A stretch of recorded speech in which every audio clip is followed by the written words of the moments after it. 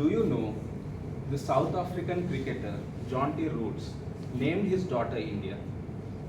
Yes. Yes. Nice. Now, I still don't know why he did that, but I will tell you why some of my friends started calling me John T. Roots. And it might not be what you think. Good morning, fellow Toastmasters and guests. Good morning. Phase 1, the first shift. Picture this, a 7-year-old boy standing in the living room of a government quarter in Nagpur. In front of him is a woman sitting on divan, gracefully practicing her veena. The air is filled with pungent aroma of mustard oil. For most Bengali families, this might be a normal scene.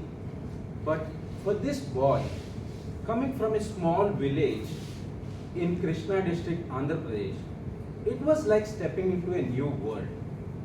That boy is me. And this was at my friend Sayek's house.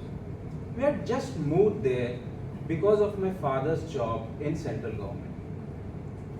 Among my father, mother, brother and me, only my mother could speak Hindi. Rest of us, we were fluent in Telugu but clueless in Hindi.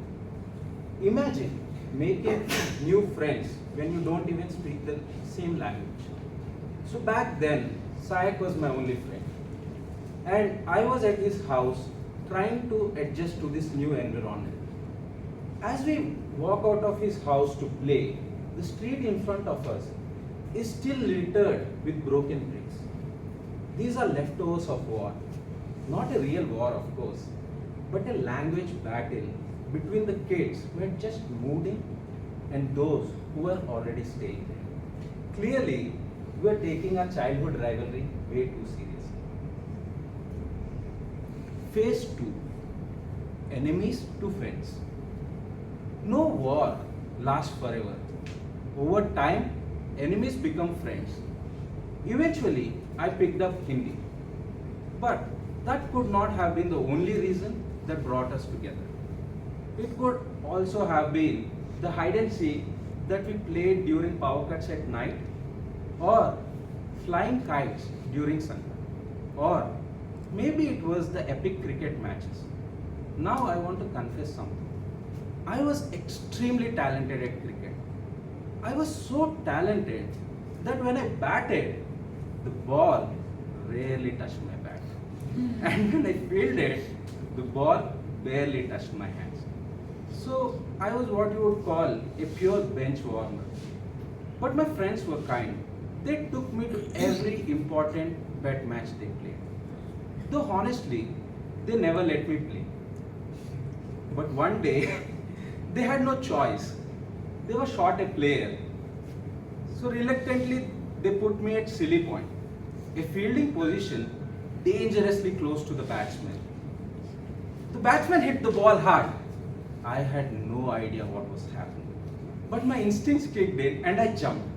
The next thing I knew, I was flat on the ground. And my ears were ringing with sound of claps and cheering. I looked at my hand. There it was, the ball. The batsman started walking off, and my friends started lifting me as if I was a legendary cricketer. From that day, they started calling me John T. Roots. Phase 3, the second shift. Like that catch, childhood did not last forever. At 15, we moved to Hyderabad. I missed Nagpur, I missed my friends. But life continued here in Hyderabad. School, college, job, marriage, kid, and here I am at Toastmasters. Even though I was born and raised in Telangana, deep down I feel Nagpur is my hometown. This strong smell of mustard oil that once made me wrinkle my nose now feels like home. I can't even cook without it. So, what defines where we really belong? It's not a place that's written on a birth certificate. I think it's the memories, the people, and the short stories that stay with us. That's why I'm so excited about this Toastmasters journey. Because years from now, when I look back, I hope these meetings, the learnings, and the laughter become another beautiful chapter in my story. And who knows, someday in our club cricket match, I might take another fluke catch and we call Jaunty Roots all over again.